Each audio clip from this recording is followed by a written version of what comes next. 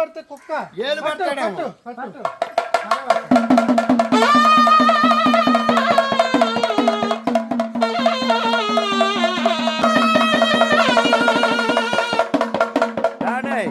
మా వాళ్ళ మాటలు ఒక్క మాటగా నమ్మమాకండి.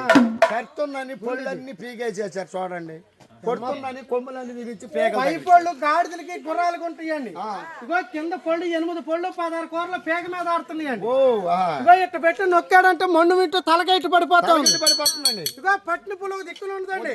ఇగో ఒరిలో పట్టి వాగులోకి ఎడుతుంది. ఇగో వాగులో పట్టి ఒరిలోకి ఇక అప్పగారి దగ్గరికి ఎత్తుకెళ్ళాలి.